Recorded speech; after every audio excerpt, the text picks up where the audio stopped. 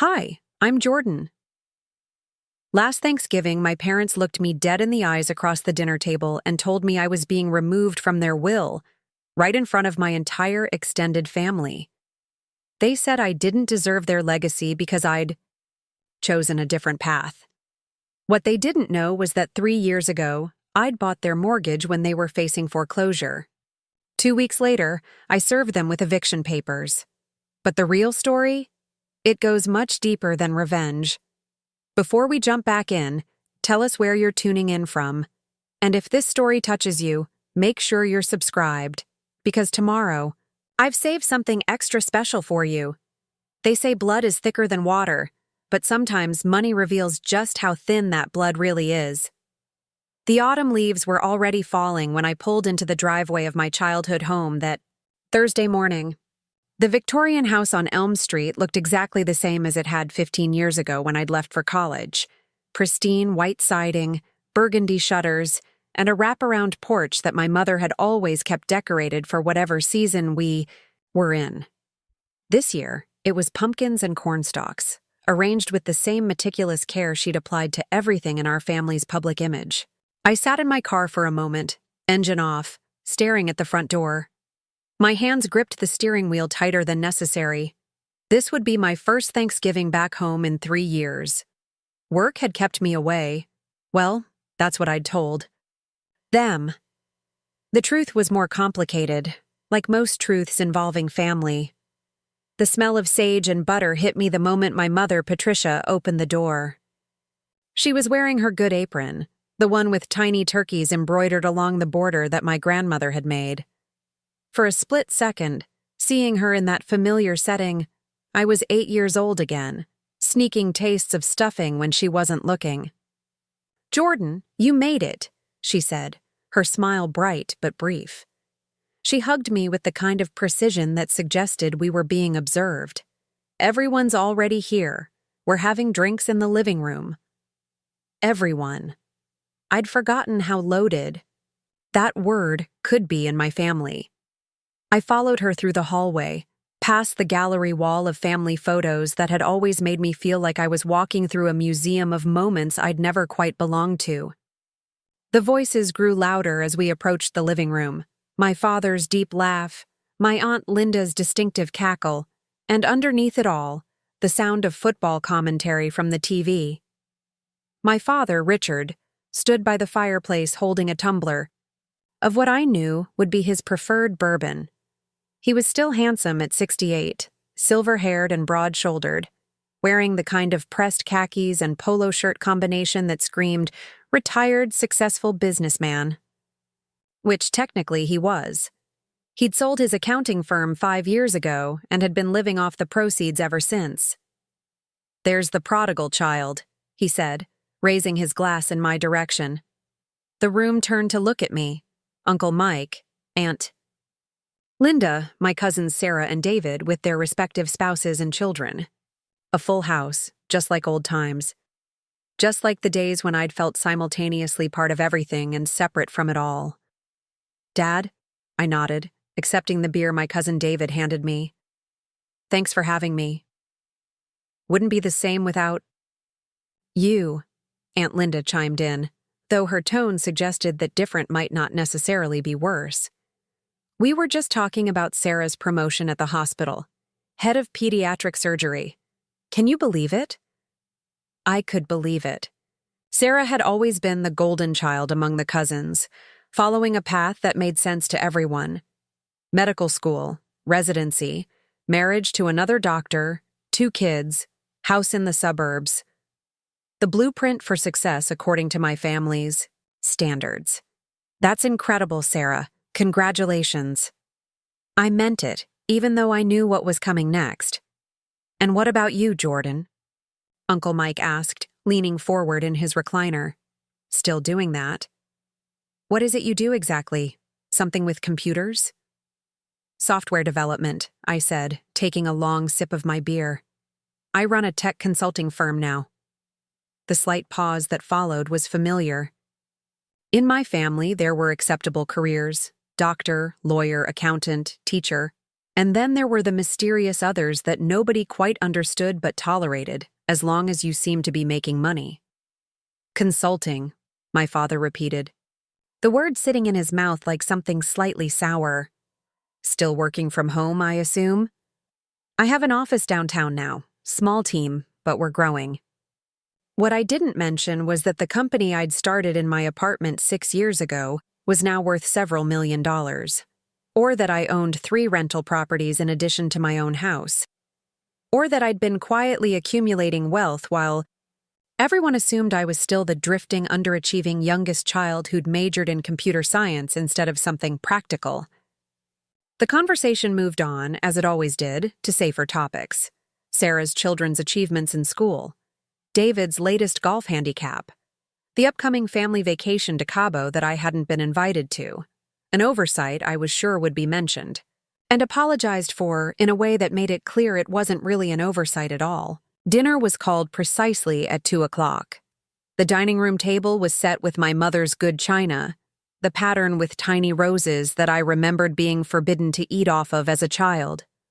The turkey sat golden and massive at the head of the table where my father carved it with the same ceremonial precision he'd brought to everything in his life. Preparing and narrating this story took us a lot of time, so if you are enjoying it, subscribe to our channel. It means a lot to us. Now, back to the story. We went around the table sharing what we were grateful for, a tradition that had always felt more like a performance than genuine expression. Sarah was grateful for her family and her career, David for his health and his business success, Aunt Linda for getting to see everyone together, Uncle Mike for retirement and his new hip that wasn't giving him trouble anymore. When it got to me, I kept it simple. I'm grateful for the opportunity to be here with all of you. My father raised his wine glass. Well said. It's not often we get the whole family together anymore. His eyes swept the table, lingering on me with something I couldn't quite read. Which brings me to something your mother and I wanted to discuss with everyone here. The table grew quiet. Even the kids seemed to sense that something important was coming. As you all know, Patricia and I have been thinking about our estate planning. We're not getting any younger, and we want to make sure everything is in order. For the future. I felt my stomach clench. Estate planning. Of course. Money always had a way of inserting itself into family gatherings, usually when you least expected it. We've made some decisions about our will, my mother continued, her voice steady but her hands fidgeting with her napkin. We wanted to share them with the family so there wouldn't be any surprises later. My father nodded, taking over. Sarah, as you know, the lake house will go to you. You and the kids have spent so much time there over the years, and we know you'll take good care of it. Sarah smiled, though there was something uncomfortable in her expression. Dad, you don't have to. David, he continued, the antique collection and your grandmother's jewelry will go to you and Rebecca. We know how much you've always appreciated those pieces. David shifted in his seat, glancing at me quickly before looking back at our father. That's very generous. And Jordan, my father said, his voice taking on a different tone, harder, more final. We've decided that given your lifestyle choices and your distance from the family over the years, you won't be included in the inheritance.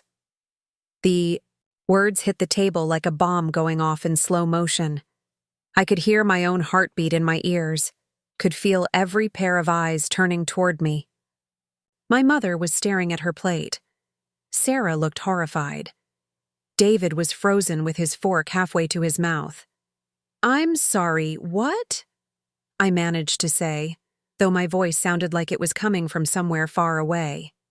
You heard what I said, my father replied, cutting into his turkey with unnecessary force. We don't feel that you've shown the kind of commitment to family values that we want to reward. You live across the country half the time with your work. You miss holidays, family events.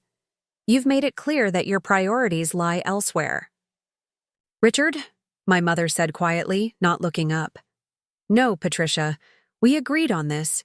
Jordan chose a different path, Actions have consequences. The silence stretched on for what felt like forever. I looked around the table at faces that suddenly seemed like strangers. Sarah was shaking her head slightly. Aunt Linda was staring at her wine glass. The kids had gone completely quiet, sensing the tension even if they didn't understand it. "Let me get this straight," I said, my voice steadier than I felt. "You're cutting me out of your will because I work in technology and live in California?" "You're being dramatic," my father said. "This isn't about your job. It's about priorities. Family first, always family first. But you've never understood that." I wanted to scream. I wanted to throw my napkin down and storm out like I had when I was 16, and he'd told me I was wasting my time with computers instead of studying business like David. I wanted to tell him exactly what I thought of his family-first philosophy, and how it had never seemed to apply when I needed support for my choices. Instead, I did something that surprised even me. I laughed, not a bitter laugh or a sarcastic one. A genuine, almost relieved laugh that seemed to bubble up from somewhere deep inside me. "You know what, Dad? You're absolutely right. Actions do have consequences." I stood up, pulling my napkin from my lap and setting it beside my plate. "I need to step outside for a moment. Get some air." I walked through the kitchen and out the back door onto the deck that overlooked the yard where I'd played as a child. The November air was crisp and clean, a sharp contrast to the suffocating atmosphere inside. I pulled out my phone and scrolled through my contacts until I found the number I was looking for. "Tom? It's Jordan. Yeah, I know it's Thanksgiving. Listen, remember that property on Elm Street we discussed?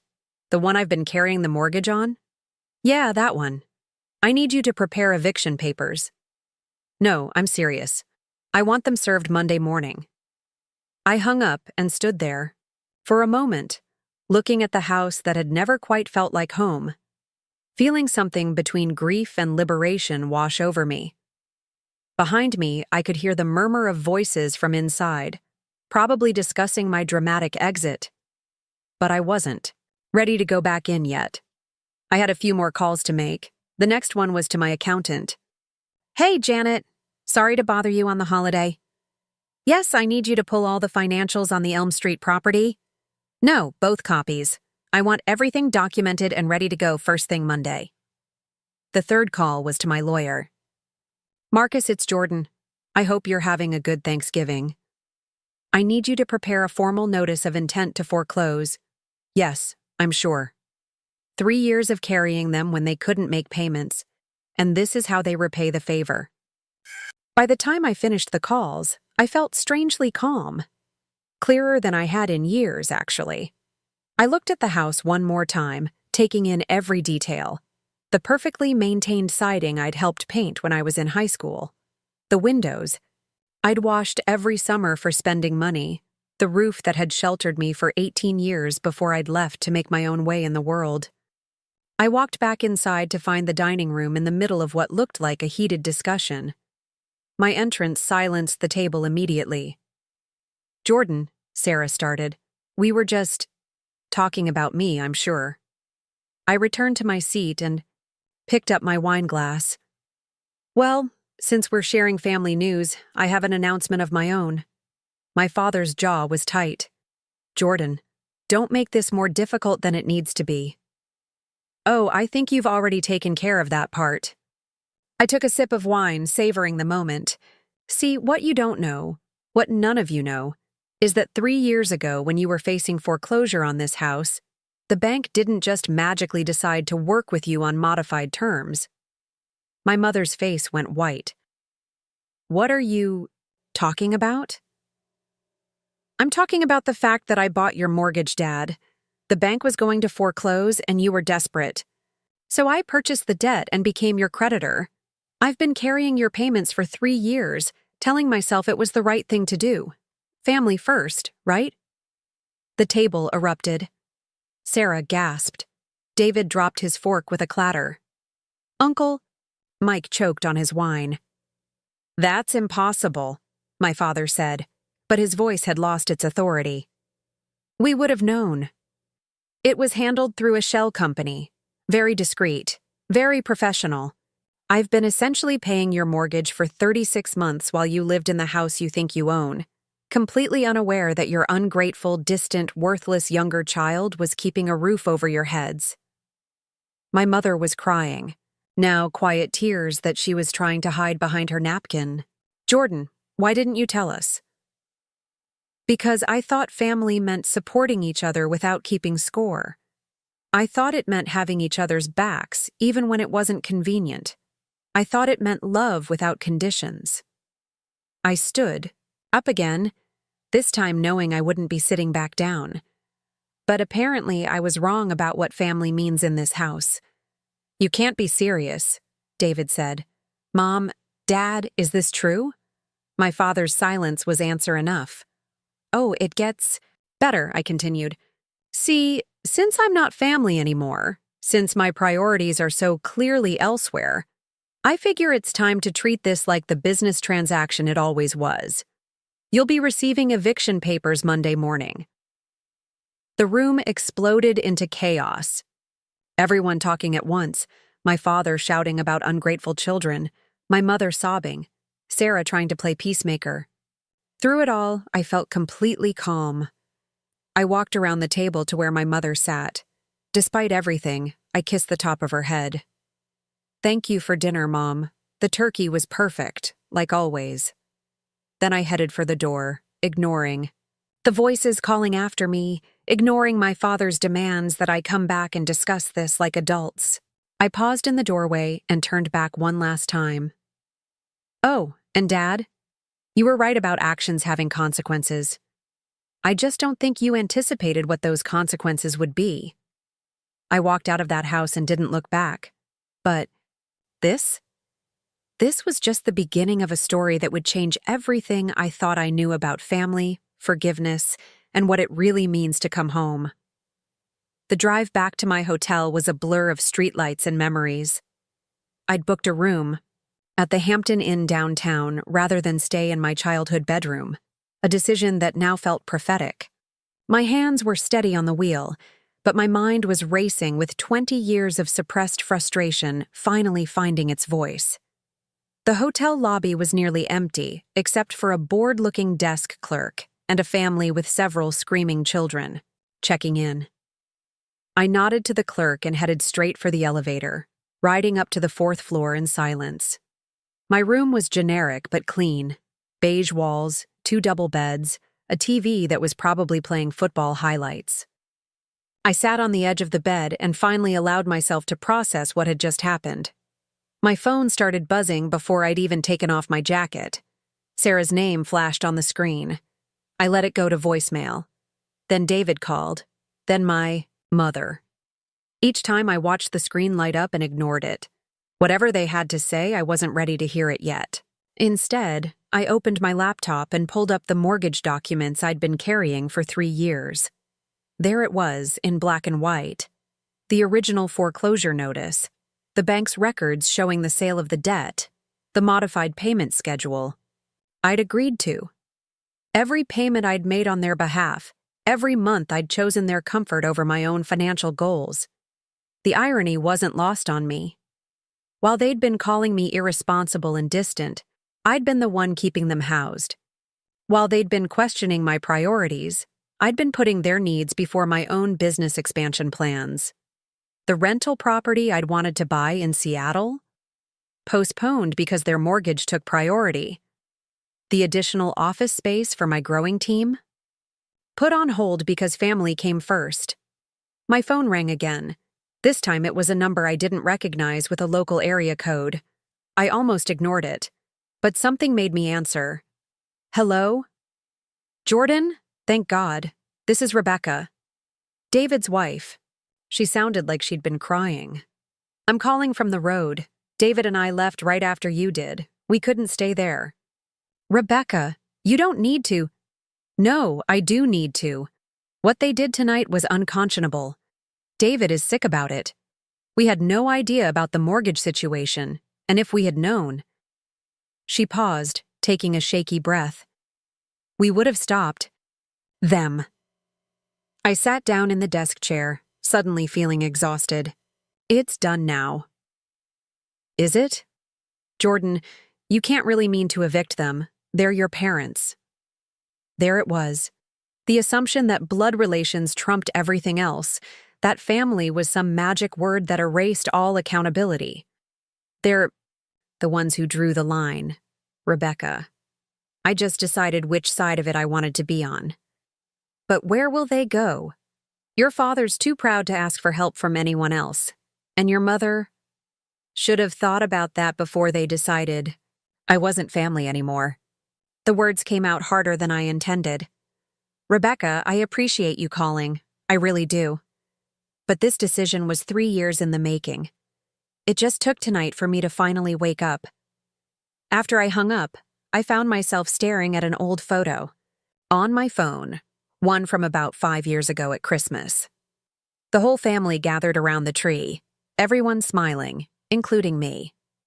I remembered thinking that day that maybe we'd finally found our rhythm, that maybe the distance and tension of my early adult years was behind us. I'd been naive.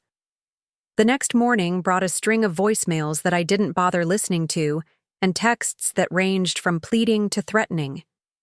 My favorite was from my father. You're making a mistake you'll regret for the rest of your life. Call me. Instead, I called my lawyer. Marcus, it's Jordan. How soon can we move on those eviction papers? Well, legally, we need to give them 30 days notice. It's standard. What's the shortest legal time frame? A pause. Technically, since they're in violation of the mortgage terms that stipulate payment by the 1st of each month, and since you've been making payments on their behalf without a formal agreement, we could argue for immediate possession. But Jordan, are you sure about this? Family disputes tend to get messy. It got messy the moment they decided blood wasn't thick enough to include me in their will. I was standing at the hotel window, looking out at the city I'd grown up in but never quite belonged to. File the papers. The rest of that weekend passed in a strange limbo. I'd originally planned to stay through Sunday, maybe do some Christmas shopping downtown, visit a few old friends. Instead, I found myself driving around neighborhoods I'd known as a child, seeing them with adult eyes that recognized things I'd missed before. The house where my best friend Tommy had lived, now run down, with newspapers piled on the porch and a yard full of weeds. The park where I'd spent countless summer afternoons, now equipped with brand new playground equipment that probably cost more than my parents' monthly mortgage payment. The movie theater where I'd worked during high school, now a boutique. Coffee shop with exposed brick walls and $20 artisanal sandwiches. Everything had changed except the expectations. Sunday evening, I drove past my parents' house one more time. The lights were on in the living room, and I could see figures moving behind the curtains. Part of me wanted to stop, to knock on the door and try to fix what had been broken. But a larger part of me knew that some breaks couldn't be repaired, with conversation and good intentions. Monday morning, I was on a plane back to San Francisco before the process server arrived at their door. My assistant Maria met me at the office with a concerned expression and a stack of messages. Your family's been calling all morning, she said, handing me the pink slips. Your mother sounded pretty upset. They'll be fine, I said, though I wasn't sure I believed it. Did the Johnson contract get signed? Yes, but Jordan and the new hire orientation? Scheduled for Wednesday, but maybe you should… Maria. I stopped and looked at her. She'd been with me for 2 years, had seen me through late nights and stressful clients, and one particularly ugly copyright dispute. She was good at her job partly because she cared enough to sometimes push back when I was being stupid. I know. You mean well, but this isn't something that can be fixed with a phone call. She nodded, but I could tell she wasn't convinced. The next few days were a masterclass in compartmentalization. During business hours, I threw myself into work with an intensity that impressed even me. I met with potential investors for a new, AI project we were developing. I personally oversaw the installation of our new server system. I took on 2 new clients that I'd been putting off for months, but the nights were harder. Alone in my apartment, with its floor-to-ceiling windows overlooking the bay, I found myself thinking about conversations I should have had and words I should have said. I thought about the Christmas mornings when my father would make his famous pancakes and how proud he'd been when I'd won the regional science fair in 8th grade. I thought about my mother teaching me to drive in the grocery store parking lot, patient even when I clipped the shopping cart corral. Those people felt like strangers now. On Wednesday, my lawyer called with an update. The eviction papers were served. Your father wants to talk. No. Jordan. He's talking about filing a lawsuit. Claims you defrauded them by not disclosing the mortgage purchase. I laughed, a sound that held no humor. Let him try. I have every document, every payment, record, every communication with the bank. This was done completely above board. He also mentioned something about family reconciliation, said he'd be willing to include you back in the will if you'd reverse the eviction. Absolutely not. The words came out fast and sharp. Marcus, do you have siblings? Yes, 2 sisters. And if they publicly humiliated you, told you that you weren't really family, cut you out of their lives in front of everyone you knew, and then only changed their minds when they needed something from you, would you trust that reconciliation? A long pause. I see your point. Good. Proceed with the eviction. That evening, I was working late when Maria knocked on my office door. It was almost 8, and she should have gone home hours ago. There's someone here to see you, she said. Says she's your cousin? Sarah walked in before I could respond, still wearing scrubs from the hospital. She looked exhausted, her usually perfect hair pulled back in a messy ponytail, dark circles under her eyes. Jordan, we need to talk. I gestured to the chair across from my desk. How did you know where to find me? It wasn't hard. You're not exactly hiding. She sat down heavily, like the weight of the last few days had finally caught up with her. They're not eating. Mom hasn't left her room since Monday. Dad's been calling every lawyer in town. That's unfortunate. Don't be glib. This is serious. You're right, I said, setting down my pen and really looking at her. It is serious. It was serious when they decided I wasn't worthy of their legacy. It was serious when they humiliated me in front of the entire family. And it's especially serious now that they're facing consequences for those choices. Sarah leaned forward, her hands clasped tightly in her lap. Jordan, I need you to understand something. I had no idea they were going to do that. None of us did. David and I were just as shocked as you were, but not shocked enough to speak up. She flinched. We were in shock. The whole thing was so awful, so unexpected. And by the time we processed what had happened, you were already gone. I studied her face, looking for signs of the cousin I'd grown up with. Sarah had always been the responsible one, the one who followed rules and met expectations. But she'd also been kind, the one who'd stuck up for me when the other kids made fun of my thick glasses and awkward phase. Sarah, let me ask you something. In all the family conversations leading up to this decision, was my name ever mentioned? Did anyone ever say, maybe we should talk to Jordan about this, or don't you think this is too harsh?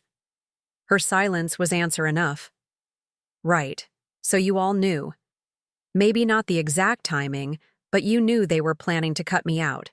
And none of you thought to give me a heads up. None of you thought to suggest that maybe, just maybe, this was a terrible idea. It wasn't like that. Then what was it like? I stood up, pacing to the window that overlooked the city lights. Because from where I'm standing, it looks like the entire family was perfectly fine with me being erased as long as it didn't affect their own inheritances. She was crying now, quiet tears that reminded me of our childhood. You're right. We were cowards. All of us. I kept telling myself it wasn't my business, that they knew what they were doing. But the truth is, I was relieved it wasn't me.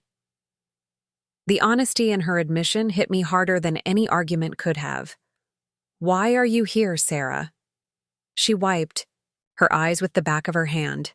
"Because I found something. After you left, I went to Mom and Dad's house every day to check on them. Today, I was helping Mom go through some papers, trying to find financial documents for whatever legal strategy. Dad's cooking up, and I found this." She reached into her purse and pulled out a folder, sliding it across my desk. "Look at the date." I opened it, finding a life insurance policy update form. My name was still listed as a beneficiary. The date was from 6 months ago. "They updated their life insurance but forgot to remove you," Sarah explained. "And there's more? The lake house? It's been in trust specifically naming you as the backup beneficiary if anything happens to me. That document is from 2 years ago." I stared at the papers, trying to process what this meant. So they've been planning to cut me out of the will for a while, but they forgot about these other documents? Or, Sarah said quietly, maybe they weren't as sure about their decision as they pretended to be. Maybe Dad was just angry and making a point, and it got out of hand. I closed the folder and slid it back to her. "It doesn't matter." "How can you say that?" "Because 6 months ago, 2 years ago, last month, they had plenty of opportunities to include me in those conversations. They had chances to explain their concerns, to give me a chance to address whatever issues they had with my choices. Instead, they waited until Thanksgiving dinner to blindside me in front of everyone." She picked up the folder, holding it against her chest like a shield. "So that's it? You're really going to evict them? Sarah, let me tell you something. That might surprise you. The mortgage? Taking that over wasn't a burden for me. I could have bought that house outright if I'd wanted to. My company is worth more than all of Dad's retirement savings and investments combined." Her eyes widened. "I had no idea." "Of course you didn't. Because you all made assumptions about my life based on outdated stereotypes about people who work in tech. You assumed I was struggling because I chose a different path. You assumed I needed their approval because I wasn't getting validation elsewhere." I sat back down, feeling suddenly tired. The money was never the point. I took over their mortgage because I loved them and wanted to help. I kept quiet about it because I didn't want to make them feel bad about needing help. I thought that's what family was supposed to do. Support each other without keeping score. Jordan. But they kept score, Sarah. They tallied up every holiday I missed, every phone call that went unreturned, every choice I made that didn't align with their vision of who I should be. And when they added it all up, they decided I didn't deserve to be part of this family. I stood up and walked around the desk, sitting on the edge so I was closer to her eye level. "So let me ask you this. If I reverse the eviction, if I forgive this whole thing and we all pretend it never happened, what happens the next time I disappoint them? What happens when I miss Christmas because I'm closing a major deal, or when I don't bring a spouse who meets their approval to Easter dinner? Do I get cut out again?" Sarah looked down at her hands. "I don't know." "Exactly. You don't know. And neither do I. Because the problem isn't that they cut me out of the will. The problem is that they see love as something that has to be earned and can be taken away." I walked her to the elevator, and we stood in awkward silence waiting for it to arrive. "For what it's worth," she said as the doors opened, "I think what you've accomplished is amazing. I'm proud of you. I always have been." "Thank you. That means more than you know." After she left, I went back to my office and did something I hadn't done since high school. I called my old friend Tommy. "Jordan? Holy shit. Is that really you?" "Hey Tommy, I know it's been forever. Dude, I heard through the grapevine that you were back in town for Thanksgiving. Heard there was some family drama?"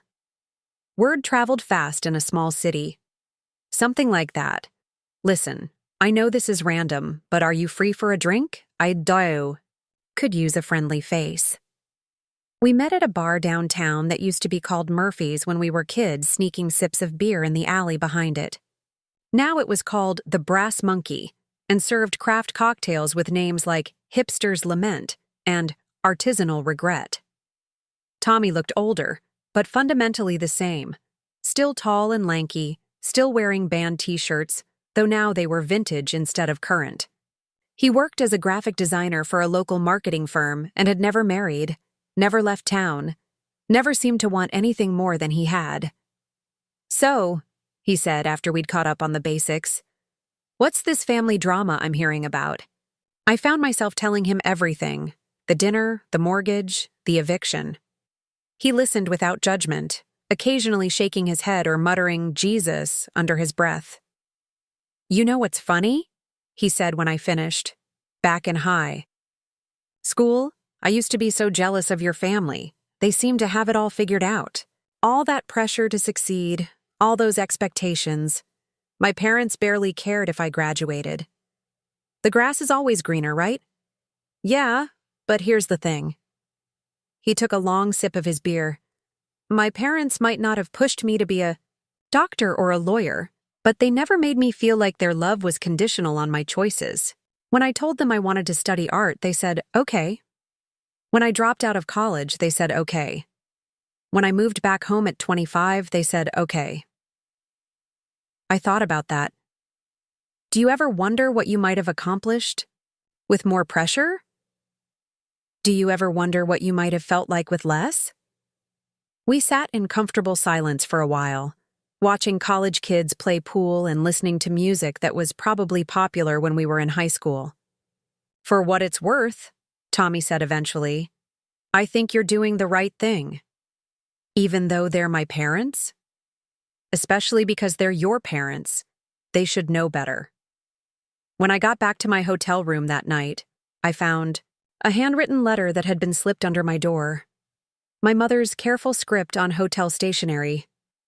"Jordan, I know you probably don't want to hear from me, but I needed to try. I've been sitting in this lobby for 3 hours, hoping you'd come back. The clerk said he couldn't give me your room number, so I'm leaving this note instead. I want you to know that cutting you out of the will was not my decision. Your father was angry about something. I still don't fully understand what. And he convinced me it was for the best. I should have fought harder. I should have stopped him. I'm sorry. I also want you to know that I had no idea about the mortgage. None of us did. When the papers came Monday, I couldn't believe it. All this time you were taking care of us, and we were taking care of everyone else. I don't expect forgiveness. I don't expect you to change your mind about the eviction. But I needed you to know that you are loved. You have always been loved. We may not have shown it the way you needed us to, but it's true. Your cousin Sarah told me about your business, about how successful you've become. I'm proud of you, Jordan. I know that sounds hollow now, but it's true. I've always been proud of you. I hope someday you can forgive me. Not for your father's benefit or for mine, but for yours.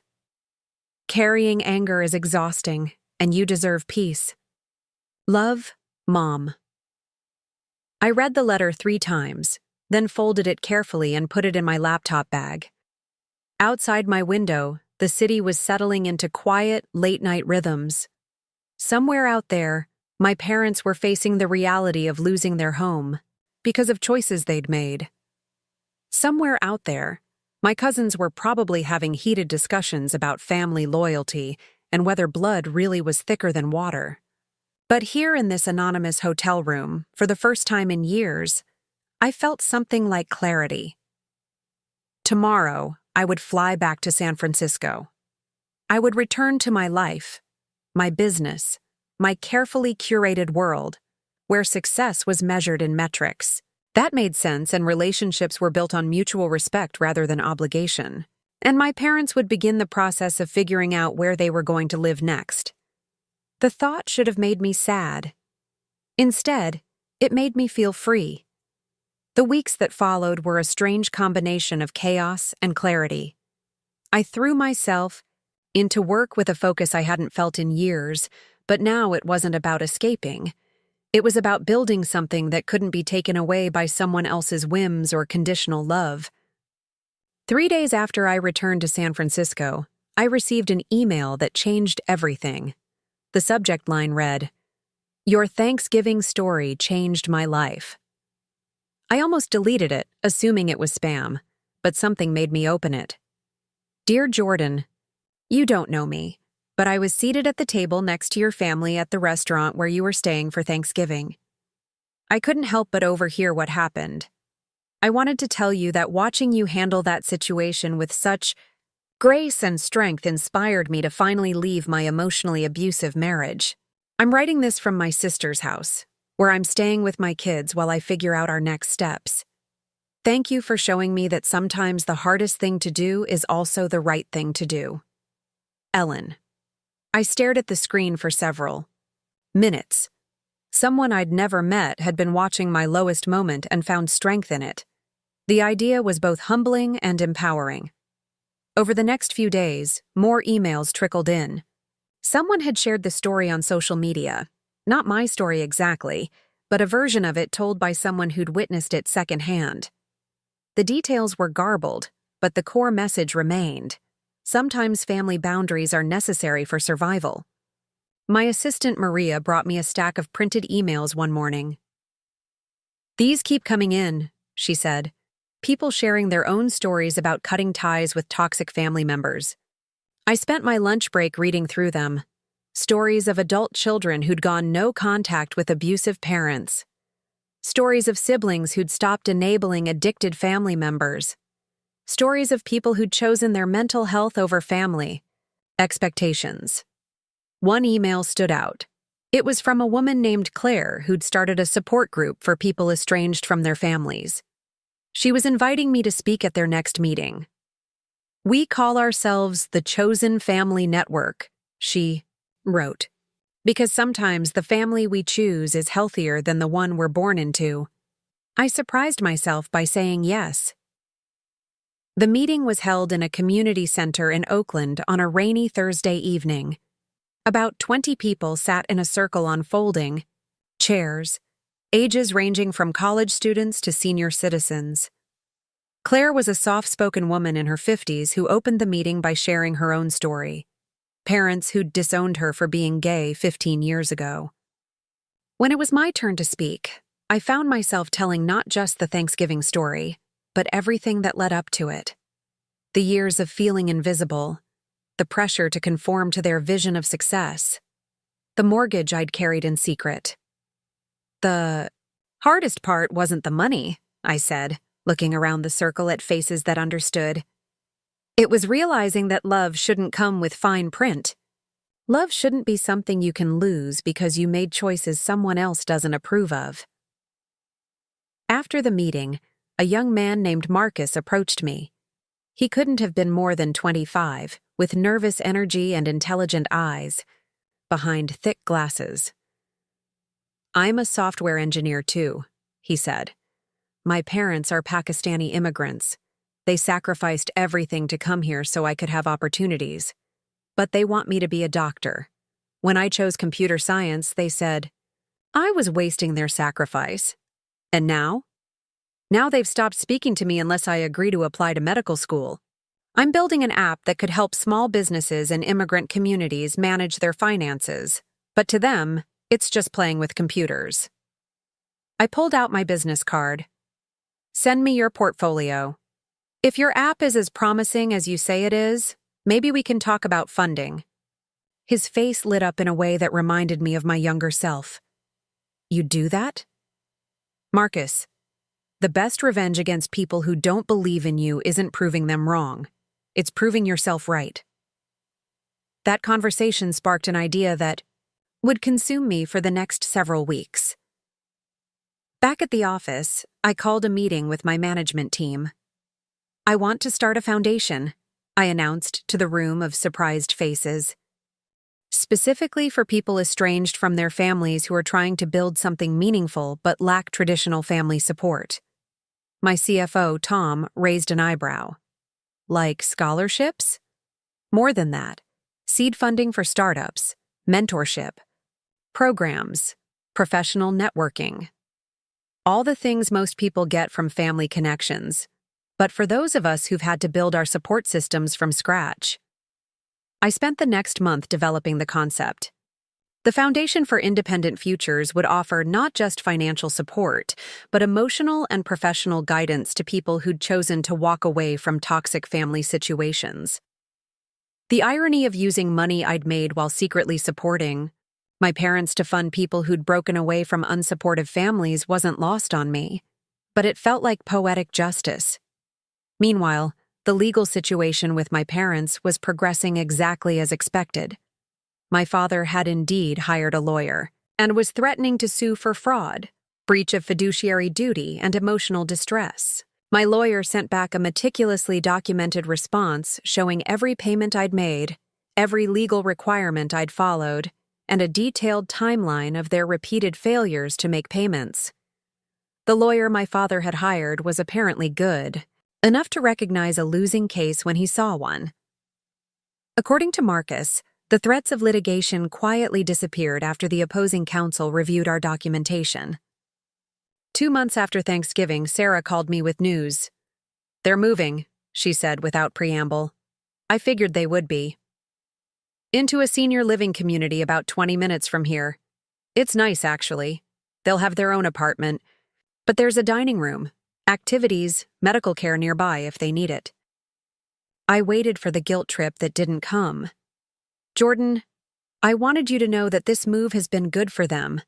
Dad doesn't have to worry about lawn care and maintenance.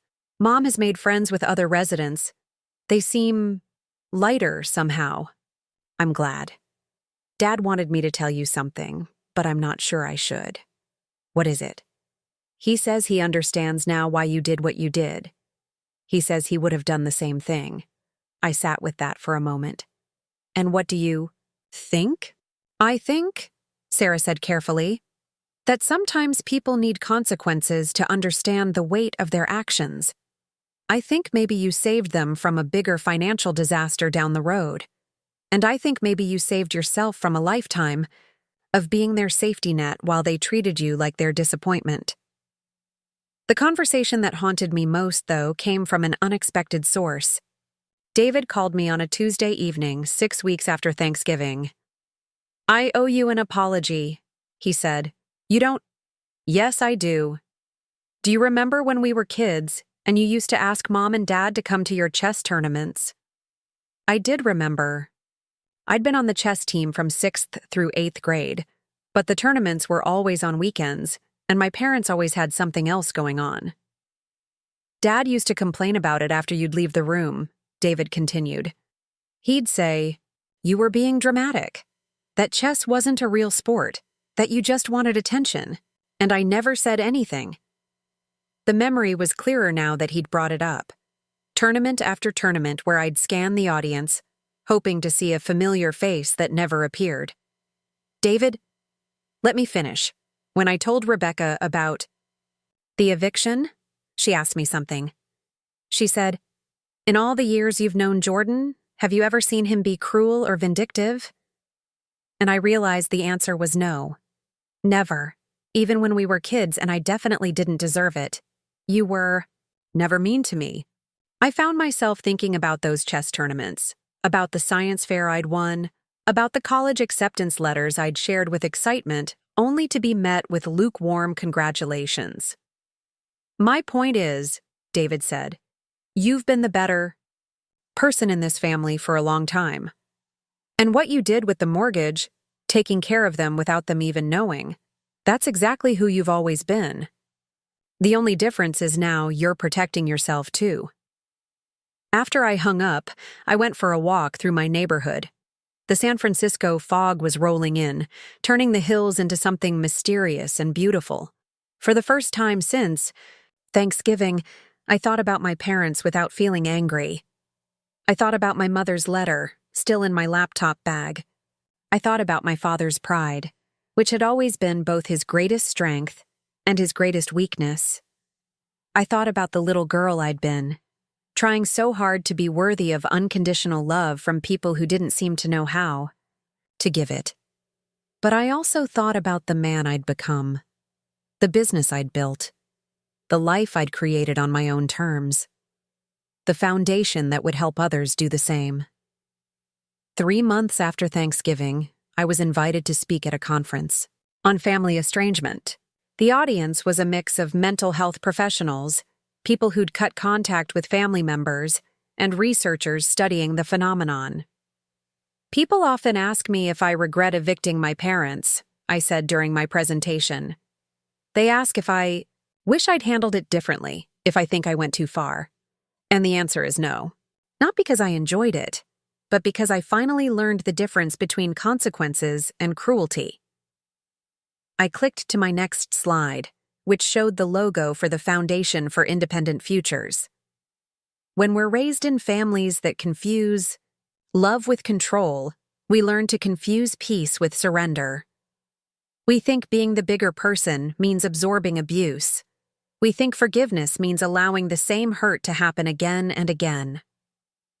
The room was completely silent. But here's what I've learned. You can love people and still refuse to let them hurt you. You can honor the good memories while protecting yourself from future harm. And sometimes the most loving thing you can do for someone is to let them face the consequences of their choices. The foundation launched officially in April, 6 months after that Thanksgiving dinner. We funded our first 3 entrepreneurs within the first month: Marcus and his financial app for immigrant-owned businesses, a young woman whose family had disowned her for leaving their religious community, and who was now developing educational software, and a man whose parents had cut him off for being transgender, and who was building a nonprofit for LGBTQ+ youth in rural areas. At the launch event, I gave a speech that felt like the closing of one chapter and the opening of another. This foundation exists because families sometimes fail us, I said. Not because they mean to, necessarily, but because they're human and flawed, and sometimes their love comes with strings attached. But that doesn't mean our stories end there. I looked out at the crowd: journalists, investors, the grant recipients, members of the chosen family network. Every person in this room who has had to choose between their authenticity and their family's approval has learned something valuable: that true security doesn't come from other people's acceptance. It comes from knowing who you are and having the courage to live authentically, even when it costs you. The applause was warm and sustained, but what I remember most from that evening was the moment afterward, when Marcus approached me with tears in his eyes. 6 months ago, I thought choosing my career over my parents' expectations meant I'd be alone forever, he said. But look at this room. Look at all these people who've walked similar paths and ended up building something beautiful. He was right. The room was full of people who'd been rejected, cast out, deemed not enough by their families of origin. But they'd gone on to create businesses, art, nonprofits, communities. They'd chosen themselves, and in doing so, had given others permission to do the same. That night, I finally responded to my mother's letter. I kept it simple. Mom, I received your note and want you to know that I don't write this from a place of anger anymore. I write it from a place of clarity. You say you've always loved me, and I choose to believe that's true. But love without respect, love with conditions, love that can be withdrawn when someone disappoints you, that's not the kind of love that builds strong relationships. I don't need an apology anymore. I don't need to be included in anyone's will. What I needed was to be seen, heard, and valued for who I am, not who you wanted me to be. I found that recognition elsewhere, and I'm at peace with that. I hope you and Dad are settling in well to your new community. I hope you're finding the happiness that seemed so elusive when you were worried about legacy and inheritance and appearances. Take care of yourself. Jordan. I mailed it that night and felt a weight lifted that I'd been carrying for 30 years. The final piece of closure came in the most unexpected way. 6 months later, I received a check in the mail from my parents' insurance company. The life insurance policy Sarah had found, the one they'd forgotten to update, had been used as collateral for a loan my father had taken against it. When he'd paid off the loan early with money from downsizing, the policy had been reinstated with all original beneficiaries intact. The check was for $50,000, my share of a life insurance payout because my father had voluntarily reduced the policy's value to access cash earlier. In the memo line, someone had written, "Jordan's portion, per original policy." I stared at the check for a long time, then did something that felt exactly right. I deposited it directly into the Foundation for Independent Futures account. A week later, I received one final communication from my father. Not a letter this time, but a newspaper clipping from the local paper. It was an article about the foundation, with a picture of me at the launch event. In the margin, in his careful handwriting, he'd written 2 words, "Proud son." I kept that clipping in my desk drawer, not because I needed his approval anymore, but because it represented something I'd never thought possible. Acknowledgement without apology, recognition without reconciliation. The story could have ended with anger and permanent estrangement. Instead, it ended with understanding. Not the kind of understanding that required forgiveness or relationship repair, but the kind that allowed everyone to move forward with their dignity intact. Sometimes the best ending isn't a reunion. Sometimes it's simply peace. And for the first time in my adult life, I had found exactly that. 1 year after that Thanksgiving dinner, I found myself standing in front of a mirror in my apartment, adjusting my tie for what would become one of the most significant presentations of my life. I was scheduled to deliver the keynote address at the International Conference on Family Dynamics and Mental Health in Chicago. The irony wasn't lost on me. Being invited to speak about healthy boundaries to an audience of family therapists and psychologists. But first, I had a more personal appearance to make. That morning, I'd received an invitation that surprised me more than any business accolade ever could. It was from Jefferson High School. My old high school was hosting their annual alumni Making a Difference assembly, and they wanted me to speak to the students. I'd initially planned to decline.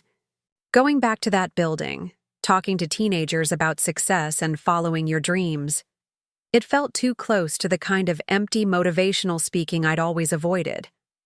But then I thought about my younger self, sitting in those same classrooms, feeling misunderstood and wondering if there was a place in the world for someone like me. The high school looked exactly the same from the outside, but inside, everything had been updated. New computers in the labs, smart boards in every classroom, and a technology wing that hadn't existed when I was a student. I was early, so I wandered the halls, stopping in front of the trophy case where academic achievements were displayed alongside sports awards. "You're the computer guy, right?" I turned to find a lanky kid with thick glasses and a laptop bag slung over his shoulder. He couldn't have been more than 16, with that particular combination of nervousness and intelligence that I recognized immediately. "I'm Jordan Reynolds," I said, extending my hand. "I know who you are," he said, shaking my hand with surprising firmness. "I've been following your company's work on AI integration in small business systems. That algorithm you developed for predictive analytics? It's brilliant." "What's your name?" "Alex Martinez. I'm in AP Computer Science. Actually, I'm working on something similar for my senior project. A system that helps local restaurants optimize their inventory based on weather patterns and social media trends." The enthusiasm in his voice was infectious. "That sounds incredibly sophisticated for a high school project." "My parents think it's a waste of time," he said, his expression dimming slightly. "They want me to focus on getting into pre-med. They say I can do computer programming as a hobby."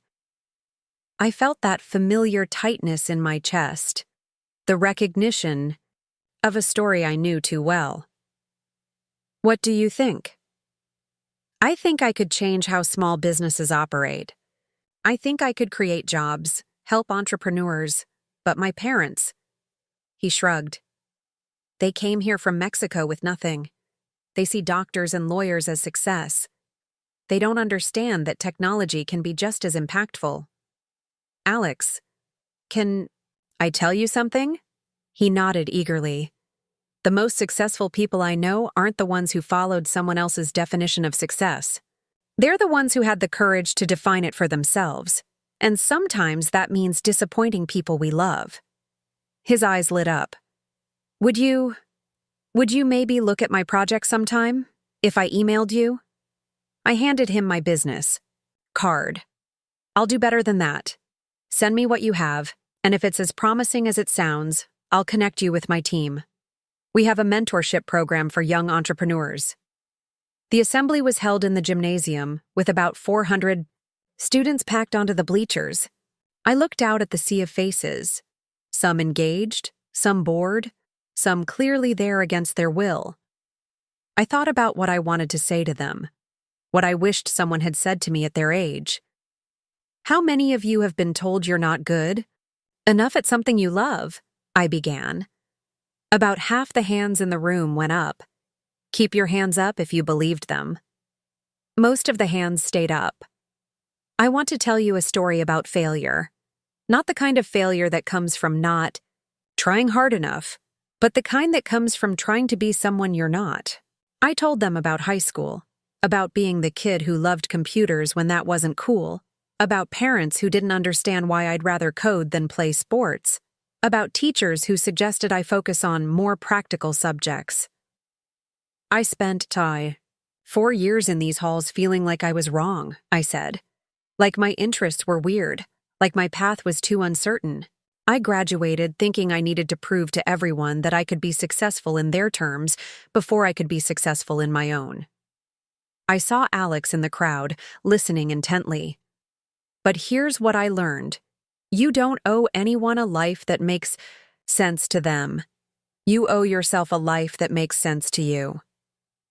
I talked about the foundation, about the young entrepreneurs we'd funded whose families had initially opposed their dreams. I talked about Marcus, whose financial app for immigrant businesses had just been acquired by a major bank for 8 figures.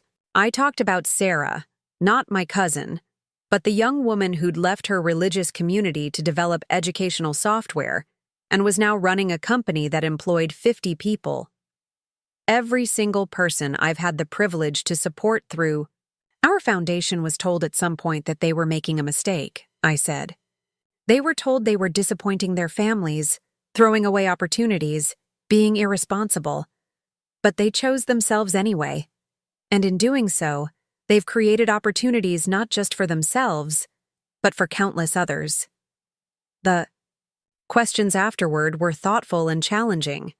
A senior asked how to handle family pressure when you're financially dependent on them. A freshman wanted to know if it was selfish to pursue dreams that your parents didn't understand. A young woman asked how to know if you're being stubborn or just determined. But it was Alex who asked the question that hit deepest. What if your family never comes around? What if they never understand? I looked at him, seeing myself at his age, and chose honesty over comfort. Then you learn to find your validation elsewhere. You build a chosen family of people who see your value. You create success not to prove them wrong, but to prove yourself right. And sometimes, on days when their disappointment hurts too much, you remember that their inability to see your potential says more about their limitations than yours. After the assembly, I spent an hour talking with students individually. Alex introduced me to 2 other kids working on tech projects, a girl developing an app to help students find study groups, and a boy creating a platform for young musicians to collaborate remotely. Each of them had variations of the same story, parents who loved them but couldn't see past traditional definitions of success. I exchanged contact information with all of them and left feeling energized in a way I hadn't expected. The conference in Chicago was a different kind of challenge. The audience consisted of family therapists, social workers, and researchers who had spent their careers trying to heal family wounds, not create them. My presentation was titled, "When Boundaries Become Bridges, Redefining Family Success in the Why. 21st Century.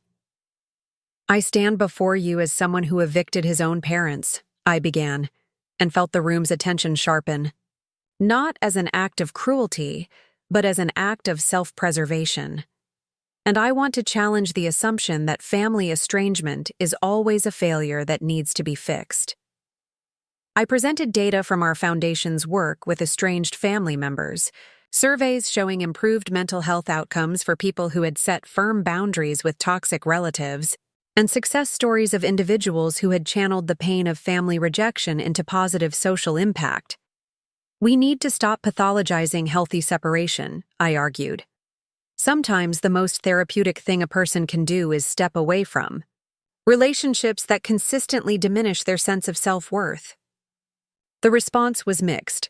Some audience members were clearly uncomfortable with my message, while others nodded in recognition. During the Q&A, a therapist from Boston raised her hand. "Dr. Chen," she said, reading my nameplate, "I appreciate your perspective, but don't you think encouraging family estrangement could prevent healing that might be possible with proper intervention?" "I'm not encouraging estrangement," I replied. "I'm encouraging honesty about when relationships are beyond repair. Not all family wounds can be healed, and insisting they can often places the burden of fixing toxic dynamics on the victims rather than the perpetrators." A social worker from Atlanta followed up. "But what about forgiveness? Isn't there value in finding a way to forgive even when we can't reconcile?" "Forgiveness is personal," I said. "It's not something anyone else can prescribe or withhold. But forgiveness doesn't require reconciliation. You can forgive someone and still recognize that a relationship with them isn't healthy for you." The conversation continued for an hour after my official session ended. I was surprised by how many of the therapists shared their own stories, professionals who had struggled with their own family dynamics while trying to help others navigate theirs. Dr. Patricia Williams, a family therapist from Seattle, approached me afterward. "Your presentation challenged some fundamental assumptions I've held about my work," she said. "I wonder if you'd be interested in consulting on a research project I'm developing about successful family estrangement." "What kind of research?" "Longitudinal studies tracking mental health outcomes for individuals who've gone no contact with family members. Current research focuses heavily on reconciliation, but there's not enough data on what happens when people choose permanent separation." I agreed to collaborate, intrigued by the possibility of providing evidence for what many of us had experienced intuitively, that sometimes walking away was the healthiest choice. 6 months later, the preliminary results of Dr. Williams's study were remarkable. Participants who had maintained no contact with abusive family members for over 5 years showed significantly better mental health outcomes than those who continued cycling between contact and estrangement. The foundation used these findings to launch a new program, Thrive Apart, providing resources specifically for people in long-term family estrangement. We partnered with therapists who specialized in helping people build chosen families, financial advisors who understood the unique challenges of navigating major life events without traditional family support, and legal experts who could help people protect themselves from family members who might try to exploit guilt and obligation. This time I received an unexpected letter. Not from my parents this time, but from my Uncle Mike. "Jordan," it began. "I've been thinking about what happened at Thanksgiving for over a year now. I want you to know that Linda and I were appalled by what your parents did. We should have spoken up at the time, and I regret that we didn't. But I'm writing for another reason. Our son Jake, you remember Jake, David's age, has been struggling with his own family issues. He came out as gay 2 years ago, and while Linda and I have been supportive, his cousins in the family haven't all been as understanding. He's been feeling isolated, like he doesn't quite fit with the family anymore. When he heard about what you've built with your foundation, he was incredibly inspired. He's a graphic designer, always has been creative, and he's been wanting to start his own studio but felt like he lacked support. Seeing how you turned your experience with family rejection into something positive has given him hope. I know I have no right to ask this after our silence that night, but I wonder if Jake might reach out to you. Not for family connections, but on his own merits. He's talented and driven, and I think you two might understand each other in ways the rest of us never could. Also, I wanted you to know that your parents are doing well in their new place. They've mentioned you to Linda and me several times, always with obvious pride even though they're too stubborn to say it directly. I don't think they'll ever fully admit they were wrong, but I think they understand now that they misjudged you. Take care of yourself, Jordan. The family's loss is the world's gain. I found myself unexpectedly moved by his letter. Uncle Mike had always been the quiet one in the family, staying out of conflicts, but also not standing up against them. This letter showed a kind of courage I hadn't expected from him. When Jake contacted me the following week, I was impressed, not just by his design portfolio, but by his business plan. He wanted to create a studio that specialized in branding for LGBTQ+-owned businesses and nonprofits fighting for social justice. His concepts were bold, thoughtful, and commercially viable. I want to help organizations that are trying to change the world look as professional and polished as the corporations they're fighting against, he explained during our video call. That's a powerful mission. What made you think of it? Honestly, watching how you turned your pain into purpose. When I was struggling with family acceptance, I felt like I was drowning. But seeing how you channeled your experience into helping others made me realize I could do the same thing, just in a different way. We funded Jake's studio as part of our next round of grants. 6 months later, his work was being featured in design magazines as exemplary branding for social change organizations. The success stories kept multiplying.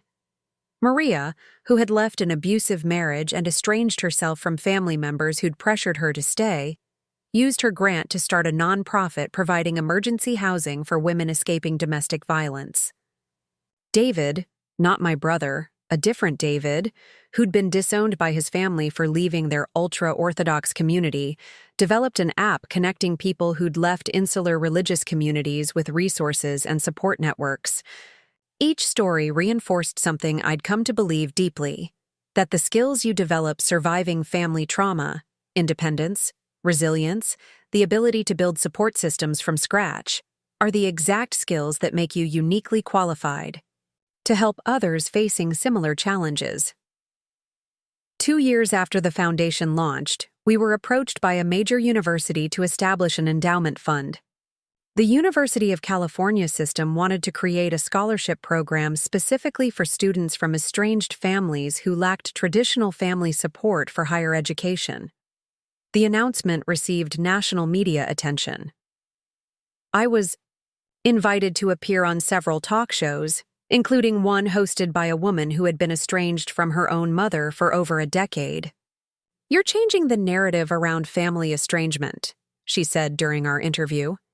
"Instead of treating it as a failure or something to be ashamed of, you're showing that it can be a pathway to helping others." I think people who've experienced family rejection develop a heightened sensitivity to injustice, I replied.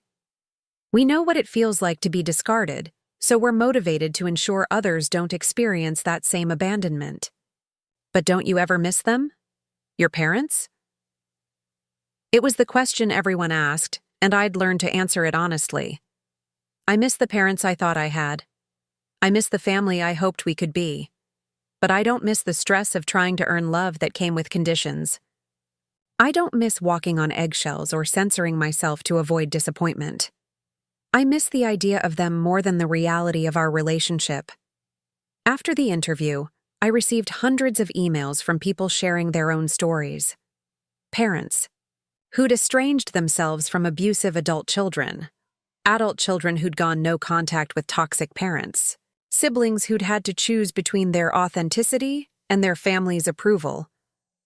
But the email that affected me most came from a psychiatrist in Massachusetts. "Mr. Reynolds, I've been practicing family therapy for 20 years, and your work has forced me to reconsider some of my fundamental assumptions. I used to believe that family reconciliation should always be the goal, but I've had too many patients who've been re-traumatized by premature attempts at reconciliation, who've sacrificed their mental health on the altar of family reunion. Your foundation provides something I've seen very few resources offer: permission to thrive without family approval. More importantly, you've shown that this thriving can benefit not just the individual, but society as a whole. I wanted you to know that I've started incorporating your model into my practice. Instead of automatically working toward reconciliation, I now help patients identify what they need to feel safe and supported, whether that's boundaries, limited contact, or complete estrangement. The results have been remarkable. Reading that email, I realized we'd accomplished something I hadn't fully anticipated. We'd begun to change how society views family estrangement. Instead of seeing it as a personal failure or a last resort, we were demonstrating that it could be a conscious choice that leads to greater authenticity, better mental health, and increased capacity to contribute to the world. The third anniversary of my parents' eviction passed quietly. I marked it not with anger or sadness, but with gratitude. Gratitude for the clarity it had brought, for the foundation it had inspired, for the community of chosen family I'd built. That evening, I sat in my office reviewing applications for our latest round of grants. Each proposal represented someone who had been told they weren't enough by the people who were supposed to love them unconditionally, and who had chosen to prove their worth to themselves instead. As I read their stories, a young man developing sustainable farming techniques after being rejected by his agricultural family for being gay, a woman creating affordable housing solutions after being disowned for choosing social work over medicine, a teenager building educational games for special needs children despite parents who called his ideas worthless. I felt something I hadn't expected. I felt proud of who we'd all become. Not the people our families wanted us to be, but the people we'd chosen to be despite their disapproval. The foundation now operated in 12 states and had funded over 200 entrepreneurs. We'd partnered with colleges to provide support for first-generation students from estranged families. We'd created a crisis support network for young people facing homelessness due to family rejection. We'd established legal clinics to help people protect themselves from family exploitation. But beyond the programs and the statistics, we'd created something more precious: proof that you could build a meaningful life, a loving community, and a lasting legacy without the approval of the people who brought you into the world. As I locked up the office that night, I thought about a conversation I'd had with Alex Martinez, the high school student I'd met 3 years ago. He'd just finished his freshman year at MIT and had been accepted into our summer mentorship program. "You know what's funny?" he'd said during our last video call. "My parents came to visit me at MIT last month. They saw my lab, met my professors, saw the project I'm working on. And for the first time, my mom said she was sorry for not understanding what I was trying to build." How did that feel? Good, he'd admitted. But also, I realized I didn't need it anymore. Their approval would have meant everything to me 3 years ago. Now, it's nice to have, but I know who I am whether they understand it or not. That, I thought as I walked to my car under the San Francisco stars, was perhaps the greatest success of all. Not just helping people build lives independent of family approval, but helping them reach a place where they were whole with or without it. The story that began with a devastating Thanksgiving dinner had become something none of us could have predicted. A movement, a community, a new way of thinking about what family means and what we owe each other. Sometimes the greatest gift you can give someone is the permission to disappoint you. And sometimes the greatest gift you can give yourself is the courage to use that permission. 3 years later, I finally understood that my parents' rejection hadn't been the end of my story. It had been the prologue to a much larger tale about what it means to build a life worth living, relationships worth having, and a legacy worth leaving. And the best part? The story was still being written, by me and by hundreds of others who had chosen themselves when everyone else had chosen differently. That night, I wrote one final letter, not to my parents, but to my younger self. Dear Jordan at 18, leaving for college with a broken heart and a computer that will change your life in ways you can't imagine. I won't lie to you and say, it won't hurt. The rejection you're about to face from the people you love most will feel like a kind of death. But here's what I need you to know. You're not broken. You're not too much or not enough. You're exactly who you're supposed to be. The path you're about to walk will be lonely sometimes, but it will also be authentic. The family you'll build, through friendship, through mentorship, through shared purpose, will love you not despite who you are, but because of who you are. Keep coding. Keep dreaming. Keep believing that technology can change the world, because you're going to prove it. And when the time comes to choose between their approval and your authenticity, choose yourself. Every single time. The world is waiting for what you're going to build. I folded the letter and put it in my desk drawer next to the newspaper clipping from my father. Some stories end with reconciliation. Others end with peace. This one ended with purpose. And sometimes, that's exactly the ending a story needs.